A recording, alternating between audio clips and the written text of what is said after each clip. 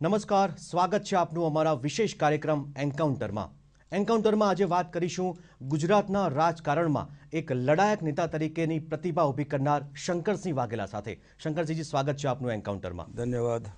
શંકરસિંહજી, ચૂંટણી આવી પરંતુ બાપુ હજી તેમના ઓરિજિનલ મૂડમાં દેખાતા નથી, કેમ? એવું કંઈ છે જ નહીં. ભાજપની સરકારની દાનત નહોતી કે ઇલેક્શન આપવું. આ તો કોર્ટની મહેરબાનીથી એમને ઇલેક્શન આપ્યું છે, જે છેલ્લા 2-1 મહિનાથી કાયદો અને વ્યવસ્થા તૂટી ગયેલી છે. અને બીજેપીની કરોડરજ્જુ કહી શકાય એવો સમાજ જ્યારે અસંતુષ્ટ હોય તો ભાજપને ઇલેક્શન આપવું પોસાય નહીં, અને પરાણે ઇલેક્શન આપ્યું. ઇલેક્શન આપવાની સાથે જ અમારું જે હોમવર્ક એડવાન્સમાં જે તાલુકા, જિલ્લા પંચાયત, નગરપાલિકા, મહાનગરપાલિકાની જે ગોઠવણ હતી, અમારા જે પ્રભારી મૂકેલા હતા, સ્થાનિક ઉમેદવારો પસંદ કરીને અમારે આગળ ચાલવાનું હતું. દિવાળીના દિવસો બધી સંતોષજનક વહેંચણી સાથે દિવાળીના દિવસોમાં પણ અમે બધાના વચ્ચે જઈને સાલ મુબારક, મત આપજો, સાલ મુબારક, મત આપજો. રોજની 5-1 સભાઓ તો અત્યારે હાલ હું બપોર પછી કરું છું. સવારમાં 1 સભાઓ થાય તો જુદી વાત છે. અને આ એક ટ્રેલર છે ગુજરાત માટે. નહીંતર કંઈ તાલુકા, જિલ્લા પંચાયતમાં અમારે જવાની જરૂર ન હોય, છતાં પણ એક ટેસ્ટ થવાનો છે ગુજરાતી જનતા માટે, બીજેપી માટે, એન્ટી ઇન્કમ્બન્સી માટે. અને એટલે ખાસ બિલકુલ લડાયક મૂડમાં આખા ગુજરાતમાં હું અત્યારે તો ફરી વળ્યો છું. જે રીતે છેલ્લા કેટલાક મહિનાઓથી ગુજરાતમાં જે સ્થિતિ જોવા મળી, એમાં જે અસરકારક જે વિપક્ષની ભૂમિકા હોવી જોઈએ તેવી સામે ન આવી, તેવો એક સૂર લોકોમાં પણ જોવા મળ્યો છે, એવું કેમ? જો અસરકારકતા એવું જે કંઈ આંદોલનો ચાલતા હોય એના પક્ષે રહીને સહાનુભૂતિપૂર્વક કોંગ્રેસની જે માનસિકતા હોય એ સિમ્પેથેટિકલી અમે કન્સિડર કરીને એમાં અમારું સમર્થન હોય છે. અને એટલા માટે છેલ્લા ઘણા વખતથી વિધાનસભાનો એ ફ્લોર હોય હાઉસનું કે પબ્લિકનો પ્રોગ્રામ હોય, તમામ ઠેકાણે ભ્રષ્ટાચાર, મોંઘવારી એ મુદ્દા લઈને આક્રમક રીતે આખા ગુજરાતમાં પાર્ટી પોતાના કાર્યક્રમો પણ આપી રહી. એટલે સવાલ એ છે કે વિધાનસભામાં જે આપ આંદોલન કરો, પરંતુ જે લોકો સુધી જવું જોઈએ તે હજી સુધી કોંગ્રેસના નેતાઓ જઈ શક્યા નથી. ના, બધે જ ગયા છે. લગભગ શહેરમાં તો અમદાવાદ મ્યુનિસિપલ કોર્પોરેશન તો રોજ પ્રોગ્રામ, રોજ એટલે રોજ. એવી રીતે ગામડાઓમાં પણ મોંઘવારીના, ભ્રષ્ટાચારના વિરોધમાં કાર્યકર્તાઓ, બલકે જેલ થઈ હોય એવા પણ, પોલીસ એરેસ્ટ થઈ હોય એવા અનેક પ્રસંગો છેલ્લા 6 મહિનામાં ઘણી આક્રમક રીતે પાર્ટી, ગ્રામ્ય વિસ્તાર હોય કે શહેરી વિસ્તાર હોય, સંપૂર્ણ રીતે લોકશાહી પદ્ધતિએ બીજેપી સરકારનો યા લોકલ સેલ્ફ ગવર્મેન્ટમાં જ્યાં રૂલિંગ પાર્ટી હોય એનો વિરોધ અમે કરી રહ્યા છીએ. બાપુ, 2012માં જ્યારે આપ વિધાનસભા ચૂંટણી લડ્યા ત્યારે એ પહેલાં આપે કીધું હતું કે હું ચૂંટણી લડું છું વિધાનસભામાં વિપક્ષમાં બેસવા માટે નહીં. એ વખતે આપે એવું વાત કરી. તો સ્વાભાવિક હોય, કોઈ પાર્ટી વિપક્ષમાં બેસવા માટે ઇલેક્શન લડે નહીં, પ્રજાના હાથમાં હોય છે. અને 2002 હોય, 2007 હોય, 2012 હોય, ભારતીય જનતા પાર્ટીએ સમાજને તોડીને પોતાની વિકાસની કોઈ વાત નહીં, બલકે હિન્દુ મુસલમાન વાત ઉપર 2002નું ગોધરા હોય, 2007નું મિયા મુશરફ હોય, 2012માં અહેમદ મિયા પટેલ કરીને ભાષણોમાં એવું કહેવાનું હોય કે તમારો છોકરો જુવાન હોય, ઘેર બંગલો હોય, ગાડી હોય, સાંજે પાછો ના આવે શું કરશો? કઈ વિકૃત માનસિકતા સમાજને તોડવાનું આ કામ કરી રહી છે. ભારતીય જનતા પાર્ટીએ છેલ્લા 3 વિધાનસભાના ઇલેક્શનમાં ગુજરાતના સમાજને તોડીને, ધ્રુવીકરણ કરીને વિજય મેળવ્યો છે, વિકાસના મુદ્દે નહીં. 2014માં પણ ચાયની ચર્ચા મૂકીને ગાયની ચર્ચા, અને જ્યાં હિન્દુ સમાજ હોય ત્યાં ભગવા પહેરવા, અને બીજે જવું હોય ત્યાં લીલા રંગની બંડી પહેરવીને આ જે કંઈ માર્કેટિંગની પદ્ધતિ, જેમાં નોન ઇસ્યુને ઇસ્યુ બનાવવા, ખરેખર લોકોની કોઈ વાત કરવી નહીં. હું માનું ત્યાં સુધી દેશની પબ્લિક ને ગુજરાતની પબ્લિક પણ સમજી ગઈ છે કે આ ફ્લોપ શો છે, અમારી સાથે ચીટિંગ થયું છે, ખોટી રીતે સમાજને તોડીને ભારતીય જનતા પાર્ટી મત લઈ ગઈ છે. વિકાસમાં તો આજે લોકો રાહ જોઈને બેઠા છે. આજે પણ લગભગ 50 લાખ ભણેલા ગણેલા બેકાર છે. આજે પણ 2 લાખ કરોડ કરતાં વધારે દેવું છે. નવું જન્મતું બાળક ગુજરાતમાં જે જન્મે એ 35,000 દેવું લઈને જન્મે છે. એટલું જ નહીં, 9 લાખ જેટલા ખેડૂતો પોતાના ખેત વીજ કનેક્શન માટે વેઇટિંગ લિસ્ટમાં છે. બહાર ગપ્પા મારવામાં આવે છે કે અમારે ત્યાં એક્સેસ વીજળી છે તો આપો ને ખેડૂતોને. એ આવી અનેક વાહિયાત વાતો, જે વાતોના આધારે ગુજરાતની પ્રજા જે 15 વર્ષમાં ન સમજી, આવો મારો આક્ષેપ છે પ્રજા ઉપર, જે બિહારની પ્રજા 15 મહિનામાં સમજી ગઈ. અને દિલ્હીવાળા તો બિલકુલ 2 મહિનામાં સમજી ગયા હતા કે આ બધું કારણ વગરની ખોટી વાતો છે, જે પ્રજાને કોઈ સંબંધ નથી. એવા ગપ્પા મારીને, માર્કેટિંગ કરીને, મીડિયાના આધારે ભારતીય જનતા પાર્ટી તરી જવા માગે છે. તર્યા. દિલ્હી પણ સરકાર બની એમની, પણ હવે શું, 1.5 વર્ષ થવા આવ્યું, પ્રજા રાહ જોઈ રહી છે કે અમારા પીએમ ક્યાં છે, કયા કયા દુનિયામાં પોતાની વેશભૂષા સાથે ત્યાં કંઈ એક્ટિંગ કરી રહ્યા છે અને દેશમાં ક્યારે આવશે. અને 1.5 વર્ષમાં એક પણ રિઝલ્ટ નહીં. કોઈ અર્થશાસ્ત્રી એમની કેબિનેટમાં નહીં, પ્લાનિંગ કમિશન વેખેરી નાખ્યું, નીતિ આયોગનું ઠેકાણું નથી. પ્રજા જશે ક્યાં? રૂપિયો તૂટતો જાય છે, મોંઘવારી સામાન્ય, તમે નહીં માનો, હમણાં હું પ્રવાસમાં જઉં છું, લોકો મને કઢી આપે છે. મેં કેમ દાર નથી કરતા સાહેબ? દાર તો કે તમે સમજો છો ને, હવે નથી પોસાતી અમને. આવા અનેક મુદ્દા જે રોજબરોજ પ્રજાને કન્સર્ન છે એવા મુદ્દા બાજુ પર મૂકીને ચાયની ચર્ચાના બદલે ગાયની ચર્ચા, અને હા ના બિલકુલ વિકૃત માનસિકતા સાથે બીજેપી ત્યાં દેશ ચલાવે છે. અને હું માનું ત્યાં સુધી આ વડાપ્રધાન પદની ખુરશી સાહેબને મોટી પડે છે, નથી ફિટ થવાતો. બિહારના પરિણામોની અસર ગુજરાતની આ સ્થાનિક સ્વરાજમાં પડશે એવું લાગે છે? સ્વાભાવિક છે, કોઈ પણ ઇલેક્શનની અસર બીજા વિસ્તારમાં પડે છે, કારણ કે દેશ અને મીડિયા એટલા નાના થતા જાય છે આ બાબતમાં, તેની અસર થાય જ. અને ગુજરાત બિહારનું વર્ષો જૂનું કનેક્શન છે, જયપ્રકાશ નારાયણનું હોય, ગાંધીજીનું હોય, વગેરે વગેરે. અને એના આધારે જે બિહારમાં બન્યું, કલ્પના બહારનું, વડાપ્રધાન 30 જેટલા ચક્કર કાપે દિલ્હીના, બધું પડતું દિલ્હીથી બિહારના બધું પડતું મૂકીને પ્રજાના ખર્ચેને જોખમે વાયુદળના પ્લેનમાં જવાનું, સરકારી હેલિકોપ્ટરમાં જવાનું અને ભાજપનો પ્રચાર કરવાનો. તમે એટલા કેટલા નીચે ઉતરી ગયા કે તમે સીએમના લેવલે પીએમ આવી ગયા? તમારા સિવાય કોઈ પાર્ટીમાં છે જ નહીં. જે રીતે ચાલ્યું એમાં બિહારની જનતા ઘણી હોશિયાર નીકળી. મારી માહિતી પ્રમાણે કોઈને કીધું કે 10 લાખ જેટલી સાડીઓ ભાજપને આ બધાના નેતાઓના ફોટાવાળી બિહાર મોકલાયેલી, આવું somebody told me. એક્ઝેક્ટલી કેટલું તથ્ય છે ભગવાન જાણે. પરંતુ આ જે છે, તમે લોકોને છેતરવા નીકળ્યા છો. તમારા ફોટાવાળી સાડીઓ બહેનો ન પહેરે ત્યાં. એટલે બિહારને અંડર એસ્ટિમેટ નહીં કરતા.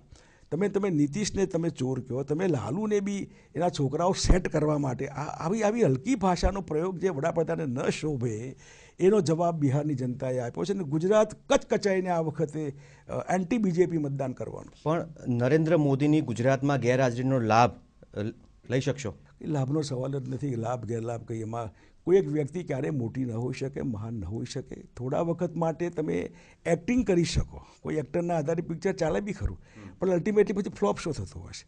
બીજેપીનો ફ્લોપ શો બિહારમાં કોના લીધે થયો? દિલ્હી પ્રદેશમાં કોના લીધે થયો? એટલે ગુજરાતમાં બી બીજેપીના લીધે જ ફ્લોપ શો થશે. એવા નેતાઓ ન હોય કે જે આવતીકાલની ચિંતા ન કરે, પાર્ટી કરતાં મોટા થઈ જાય, દેશ કરતાં મોટા થઈ જાય, બીજા બધા કરતાં મોટા થઈ જાય. લોકશાહીમાં આવું ક્યારેય ન હોય. હું માનું ત્યાં સુધી જે રીતે બીજેપી અહીં કે બીજે કે ત્રીજે ગમે ત્યાં, તમે હમણાં મધ્યપ્રદેશનું પરિણામ જોયું છે, લોકસભામાં તે લોસ્ટ સીટ. એટલે આવું ઘણું બધું રહેવાનું છે. અને ગુજરાતમાં તો બહુ ખરાબ રીતે હારશે. એટલે હું 80-20 રેશિયો, 80% કોંગ્રેસનો વિજય છે અને 20% ક્યાંક ને ક્યાંક બીજેપી હોય તો નવાઈ નહીં હોય. બસ. તો શંકરસિંહ વાઘેલા સાથે સવાલોનો દોર ચાલુ રાખીશું એક બ્રેક બાદ.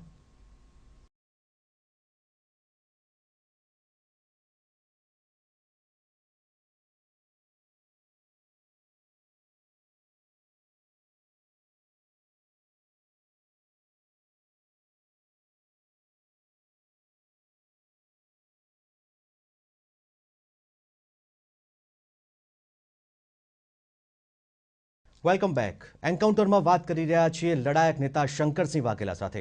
શંકરસિંહજી, આપની જો વાત કરવામાં આવે, પર્સનલ વાત કરવામાં આવે તો સીબીઆઈની રેડ આપના પર નિવાસસ્થાને પડી ત્યારબાદ સરકાર સામેની જે લડાઈ હતી, એટલે કે બાપુએ તેની તલવાર મ્યાન કરી દીધી, કેમ? તમે સારું કર્યું આ વિષય કાઢ્યો. એ દિવસે મેં સ્પેશિયલ પ્રેસ કોન્ફરન્સ રાખેલી અને એમાં મેં કીધેલું કે મહેરબાની કરીને તમારા કબાટમાંથી હાડપિંજર બહાર ન કઢાવો, આવી રીતે વ્યક્તિદેશ ન કરાય. તમે શેના માટે રેડ પાડો છો? આજે રેડ પાડી શું નીકળ્યું? મારા ઘરમાંથી એક પણ રૂપિયો, એક પણ દાગીનો, એક પણ દારૂની બાટલી, કોઈ જમીનોના દસ્તાવેજ, શેર સર્ટિફિકેટ, ઝીરો, કંઈ નહીં. એક વિઝિટિંગ કાર્ડની લેટર હેડ એમને લીધું. અહીં કોલેજની ફી જે અમારી ભેગી થતી હોય છે 10-12 લાખ રૂપિયા, એ ફીના આધારે એમને કીધું કે હવે ફી છે એની રિસિપ્ટ હતી. એટલે વાત પૂરી થઈ ગઈ. તમે કયા બેઝથી સીબીઆઈની રેડ કરો છો જરા સમજો તો ખરા. મુંબઈની એક મિલ હતી જે સેલિંગ નહીં શેરિંગ કરેલું સિસ્ટમ પ્રમાણે, જે 35%ની સિસ્ટમ આખા એનટીસીની હતી, જેમાં કારણ વગરના સિક્યુરિટીના ખર્ચા, લોકો ઈંટો ચોરી જાય, મશીનરી અંદરની ચોરી જાય. મેં કીધું ડિસ્પોઝ કરો. કેબિનેટની કમિટી હોય છે, મિટિંગ હોય છે, ગવર્મેન્ટે ઓકે કર્યા પછી વિથ ફૂલ ટ્રાન્સપરન્સી સાથે ફૂલ ટ્રાન્સપરન્સી સાથે મુંબઈની મિલો વેચેલી. 1000 કરોડ રૂપિયા આવેલા, એનડીએ વાળા 200 કરોડમાં મિલો વેચવાના હતા, મેં 2000 કરોડ લાવ્યા.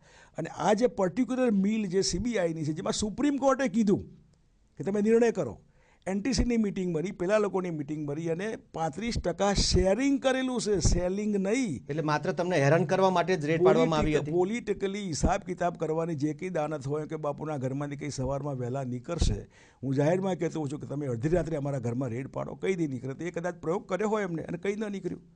પોલિટિકલ કંઈ બેઝ તો જોઈએ. અને સીબીઆઈ ડઝન્ટ મીન્સ કે સીબીઆઈ બધી રીતે બધી હોય છે. ઓફકોર્સ એમની પદ્ધતિ જે કંઈ હોય એ તો હિજ માસ્ટર વોઇસ જેવું છે. તમે કોંગ્રેસ બ્યુરો ઓફ ઇન્વેસ્ટિગેશન, હવે કયો બ્યુરો કહેવાનો આપણે? એટલે આવી રીતે પોલિટિકલ રિવેન્જ, કમસે કમ બીજેપીવાળા જે મને ઓળખે છે તેમને ખબર હોય કે બાપુ શું છે ને શું નહીં. એમને આવું ન કરાય. હું વ્યક્તિગત નથી પડતો એમનામાં, અને વ્યક્તિગત પડું તો કદાચ જાહેર જીવનમાં એમના એમને બતાવવા તકલીફ પડે, પણ હું પર્સનલ ક્યારેય નથી કરતો. બાપુ, આપ જ્યારે ભાજપમાંથી રાજપા અને ત્યારબાદ કોંગ્રેસમાં આવ્યા, જ્યારથી કોંગ્રેસમાં જોડાયો છો ત્યારથી એક સવાલ હંમેશા ચૂંટણી આવે ત્યારે ઉઠતો હોય છે કે બાપુ કોઈ પણ ક્ષણે ઘર વાપસી કરી લેશે. Bharatiya Janata party rule out છે મારા માટે. જે પાર્ટીમાં દિલથી આપણને લાગે કે હિયર એન્ડ નો ફર્ધર, એમાં મને વાજપેયી એ વખતે જીવતા હતા, વડાપ્રધાન હતા. હું એમ કહેતો કે વાજપેયીના ઠેકાણે બેસાડે તો પણ બીજેપીમાં પાછો જવાનો સવાલ આવતો જ નથી. આજે પણ કહું છું કે ભારતીય જનતા પાર્ટી એમાં એક ઘર વાપસીનો સવાલ ત્યાં આવતો જ નથી.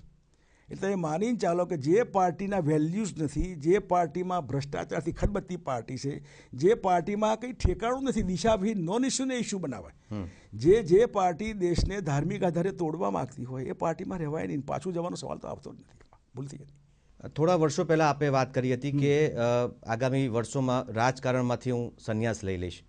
તે કયા સંજોગોમાં વાત કરી? સંન્યાસની નિવૃત્તિ એવું મેં કીધેલું કે સ્વાભાવિક છે કે અમુક એજ ફેક્ટર હોય ત્યારે તમારે રાજકીય રીતે વિથ ફૂલ રિસ્પેક્ટ રિટાયર થવું જોઈએ, નિવૃત્ત થવું જોઈએ.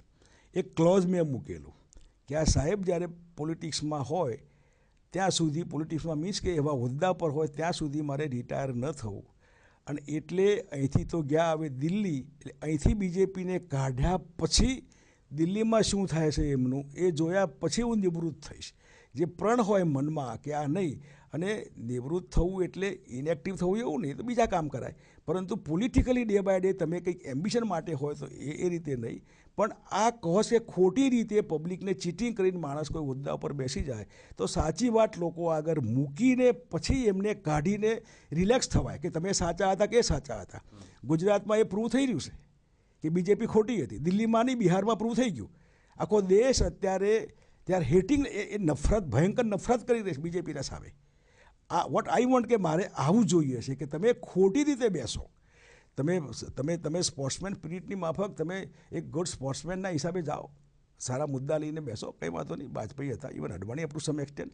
પરંતુ સાવ વાહિયાત વાતો કરીને તમારે બેસવાનું. 15 લાખ રૂપિયા તમારા ખાતામાં જમા થશે ને. શરમ કરો. પિંક રિવોલ્યુશન જેવો મનમોહનસિંહના એમાં જૈનોની સભામાં કહેવાય કે મટન એક્સપોર્ટ કરે, તમે શું કરો છો? ગાયો કપાય, તમે શું કરો છો?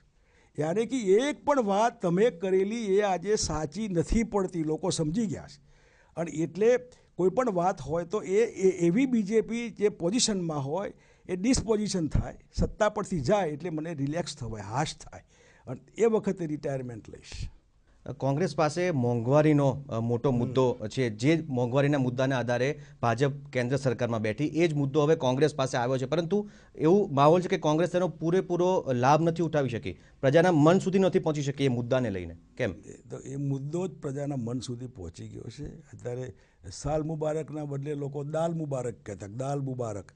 એટલે મુદ્દાને કોંગ્રેસ લઈ જાય કે ન લઈ જાય, ઓફકોર્સ કોંગ્રેસ લઈ જાય છે અપ ટુ સમ એક્સટેન્ટ, જ્યાં જવાય ત્યાં. પણ પ્રજા પોતે જ સમજે છે કે ગઈકાલે ડુંગળી કેટલી મળતી હતી ભાવે, આજે કેટલા ભાવે મળે, દાળ કેમ હતી, આજે કેટલા ભાવે. આ રૂટીન છે બધું. અને રૂટીનના આધારે લોકો સૌથી પહેલાં રૂલિંગ પાર્ટી હોય એના માટે એન્ટી ઇન્કમ્બન્સી ડેવલપ થાય છે. આમાં બીજેપીને કોંગ્રેસ પોતાના પ્રયત્નો કરે, પણ બીજેપીનો આ મોંઘવારી અને ભ્રષ્ટાચારનો મુદ્દો વગર કીધે બધે ઓટોમેટિક પહોંચી જાય છે, કોઈ કહેવાની જરૂર નથી પડતી એમને. તો શંકરસિંહ વાઘેલા સાથે સવાલોનો દોર ચાલુ રાખીશું એક બ્રેક બાદ.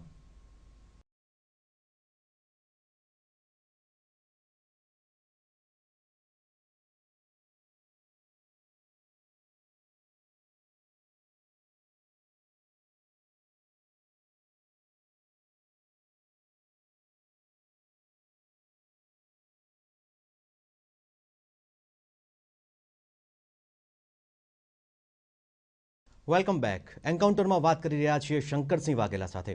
શંકરસિંહજી, જે રીતે ગુજરાતમાં પાટીદાર આંદોલન જે ઉપડ્યું, પરંતુ એક એવો પણ સવાલ થાય છે કે કોંગ્રેસ દ્વારા જે સ્ટેન્ડ ક્લિયર કરવામાં આવ્યું પાટીદારો સંદર્ભે, ચૂંટણી આવી ત્યારે જ કોંગ્રેસે સ્ટેન્ડ ક્લિયર કર્યું. શરૂઆતથી જ કોંગ્રેસે કોઈ તેમાં રસ ન દાખ્યો. કેમ? આવું નથી. પહેલો પ્રસંગ બન્યો વિસનગરમાં. એ દિવસે મેં વિધાનસભાની ઓફિસમાં પ્રેસના મિત્રોને કીધેલું કે જે સમાજ સુખી કહે છે બહાર બધે પાટીદાર સમાજ, એ રોડ ઉપર કેમ આવ્યો? ક્યાં છે ડેવલપમેન્ટ? વિકાસ ક્યાં છે? અને રોડ ઉપર આવ્યા તો એમને આવી રીતે મરાય નહીં. Tear gas, firing, lathi charge. અંગ્રેજોની માફક બેન દીકરીઓ પર તમે આવા રીતે લાઠીચાર્જ ન કરો, ફાયરિંગ ન કરો, એમને બોલાવીને વાત કરો. આ પહેલું મેં કીધું. એના પછી સમયે સમયે જ્યારે કંઈક પણ હોય ત્યારે સ્ટેન્ડ બહુ ક્લિયર કરેલું છે. હું જેમ ગુજરાતમાં 2002, 7 ને 12માં જે તકલીફમાં મુસ્લિમ સમાજ હોય એનો પક્ષ કોંગ્રેસે લીધો હતો, એ માઇનોરિટી પાર્ટી બની ગઈ. વધેલી પાર્ટી બહુમતી બીજેપીની બની ગઈ. જે તકલીફમાં હોય એને પક્ષ લેવો જોઈએ. આવું જાહેર જીવનમાં હિન્દુઓ દુઃખી હોય તો એમના ત્યાં જઈને ઊભા રહેવાનું હોય. માઇનોરિટી દુઃખી હોય, દલિતો દુઃખી હોય, જેમ થાણગઢમાં ને એમાં દલિતો દુઃખી હતા, અમે ગયા હતા ત્યાં મરવા માટે. એમ પાટીદાર સમાજ જ્યારે દુઃખી છે તો એનો પક્ષ લેવો એ વિરોધ પક્ષ તરીકે અમારી ફરજ છે. જો તમે માઇનોરિટીમાં અમે જતા હોય ને અમારો સિક્કો મુસ્લિમનો લાગતો હોય અને પાટીદાર સમાજના સહાનુભૂતિમાં અમે કંઈક કહેતા હોય ને એ સિક્કો કે પાટીદારોની પાર્ટી છે આવું લાગતું હોય તો એમાં અમને કોઈ સંકોચ નથી. એટલું જ નહીં, તમે 2002માં જે ગોધરાના કાર સેવકો જેને કોઈ સરકારને સંબંધ નહોતો, એ જે કંઈ એ વખતે બળી ગયા, બારી નાખવામાં જે કંઈ બન્યું એનો શોક પ્રસ્તાવ વિધાનસભામાં લઈ આવ્યા લાગણીઓ ટાઈટ કરવા માટે. એની લાશો લઈને અમદાવાદમાં ફેરવવાની યોજના હતી એમની. આ કઈ માનવતા છે? આ કયું પોલિટિકલ? તમે મત લેવા માટે લાશોનો વેપાર કરો કે? એવી જ રીતે 7 જે છોકરાઓ ગુજરાતમાં શહીદ થયા હતા, યા પોલીસે ફાયરિંગમાં જે ગુજરી ગયા હતા, એમનો ઠરાવ મેં મૂક્યો. એ વખતે વિધાનસભા ચાલુ હતી, આજે વિધાનસભા ચાલુ છે. કોઈ સંબંધ નહોતો તો પણ તમે એમાં પ્રસ્તાવ લાવ્યા શોકાંજલિનો. આજે પણ સંબંધ છે માટે હું એ પ્રસ્તાવ લાવું છું. અમારો પ્રસ્તાવ નહીં સ્વીકાર્યો. અમે બહાર જઈને ગાંધીજીના સ્ટેચ્યુ આગળ બેસીને અમે શોકાંજલિ અર્પી. એટલે આવા વખતે જે કંઈ બન્યું હોય એમાં અમારું સ્ટેન્ડ બહુ ક્લિયર હોય છે. અને 2014ના લોકસભામાં અમારું સ્ટેન્ડ ક્લિયર હતું કે બાકીના 20% એ પાટીદાર સમાજ, માની લો કે ઠક્કર સમાજ, વાણિયા, બ્રાહ્મણ, જે કંઈ વધેલો સમાજ નોન રિઝર્વ જે છે એ બધા માટે 20% ઇકોનોમિકલ બેકવર્ડ ક્લાસની વ્યાખ્યા કરીને એમને તમે સમાવેશ કરો. Nothing wrong in it. તમારો વિલ પાવર હોય, તમે દિલ્હીની સંસદમાં સુધારા કરો, રાજ્યનો સપોર્ટ તમે લો, પણ દાનત નથી એમની. આ સમાજને સમાવેશ કરવાની દાનત નથી. માટે થઈને જે કંઈ અત્યારે હાલ 49% છે એમાં no compromise, SC, ST, OBC, okay. બાકીના વધેલા સમાજને 20% આપો તો લગભગ 70%થી બીજા રાજ્યોમાં 80% સુધી છે. તો અહીં પણ વિચારો ને તમે, નથિંગ રોંગ ઇન ઇટ.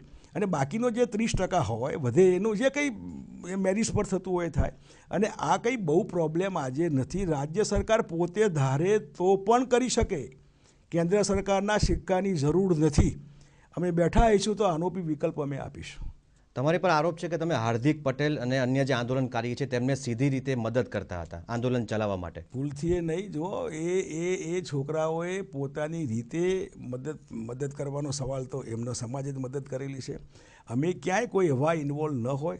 જ્યારે કોઈ પૂછે કે અમારે શું કરવું જોઈએ ત્યારે માર્ગદર્શન આપીએ કે હિંસાનો આશરો નહીં લેવો, વ્યક્તિગત આક્ષેપો નહીં કરવા જોઈએ, કમિટમેન્ટ તમારું પાકું હોવું જોઈએ, સ્વાર્થ માટે નહીં લડવું જોઈએ, આવી વાત હોય. કોઈ તનમન ધનથી રૂપિયા આપ્યા હોય આવું ન બને. આ સમાજ પોતાની રીતે સરકારની સામે પડ્યો છે. સરકારે શું આપ્યું એમને? લાઠીચાર્જ, ટીયર ગેસ, ગોળીબાર, શહીદો. એટલે કલ્પના બહારનું જે સમાજ કોણ સમાજ મા બાપ પાસે કોણ માગે? સ્વાભાવિક છે પ્રજા માગે. તમે હા ના બોલાવીને વાત કરો ને, પણ તમે લાઠી અને ટીયર ગેસથી જવાબ આપો એ બરાબર નહીં. અને સમાજને બહુ ખરાબ રીતે એટલે કોઈપણ બેન દીકરીને તમે આવી રીતે તો ન કરી શકાય. કોઈના ઘરમાં ઘૂસીને મારો ઇટ્સ ટુ મચ. અને હક હતો એમનો માગણી કરવાનો, કારણ કે એમને આ સરકાર બેસાડેલી હતી અને એનું રિએક્શન ભયંકર છે. અને એમ કહેતા કદાચ ભાજપવાળા કે કોંગ્રેસ આ પ્રમાણે આમ છે, તો જે દુઃખી હોય એ સમાજને સપોર્ટ કરવો એ વિરોધ પક્ષ તરીકે અમારી ફરજ છે.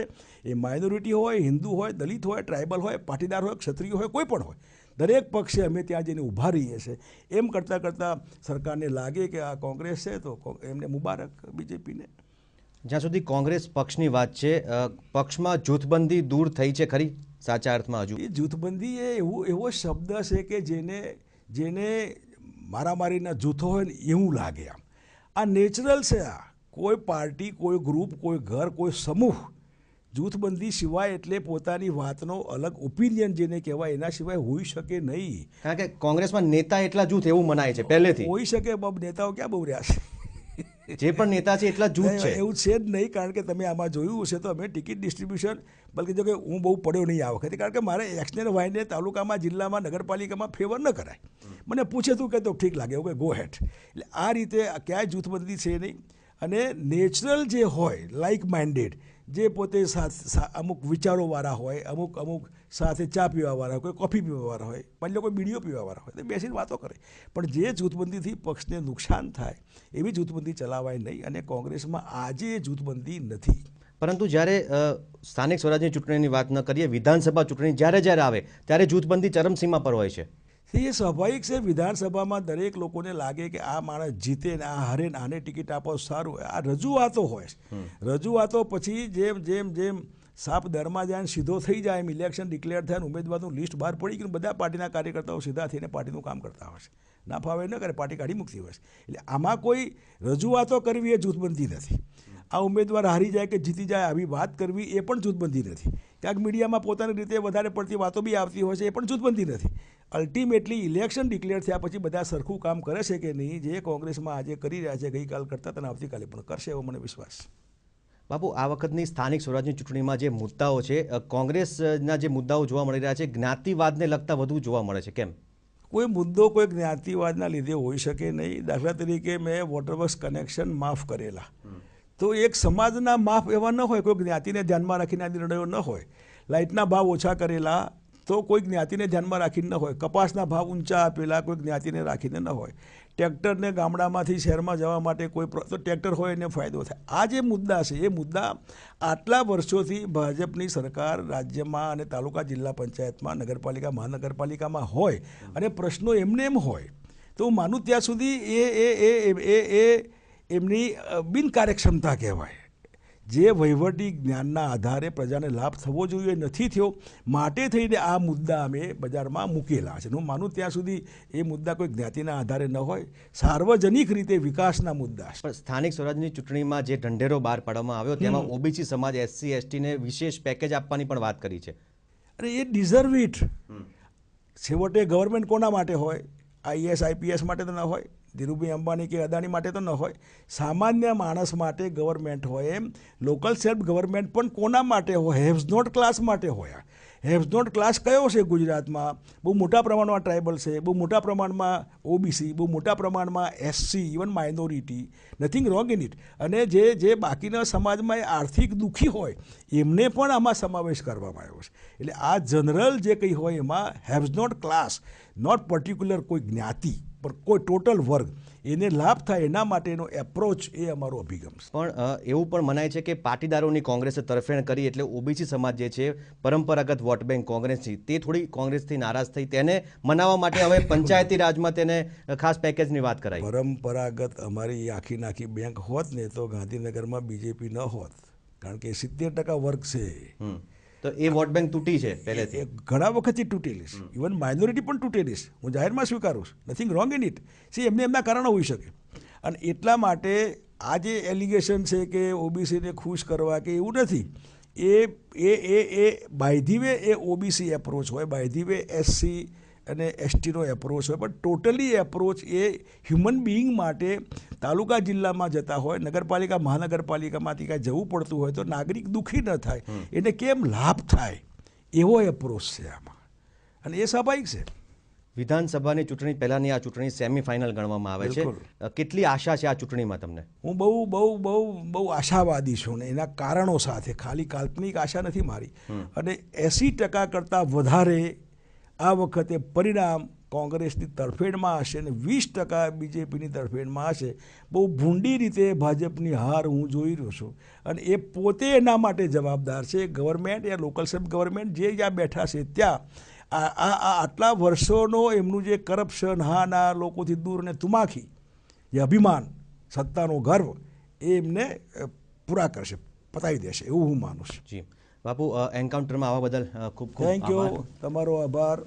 તો જે રીતે લડાયક નેતાની છાપ ધરાવતા શંકરસિંહ વાઘેલા માને છે કે આ વખતની સ્થાનિક સ્વરાજની ચૂંટણીમાં 80-20ના રેશિયાથી કોંગ્રેસ જીત મેળવશે અને આગામી દિવસોમાં ફરી એક વખત તેઓ પ્રજાના મનમાં એક નિવાસ કરી શકશે. ફરી મળીશું એક નવા નેતા સાથે. નમસ્કાર.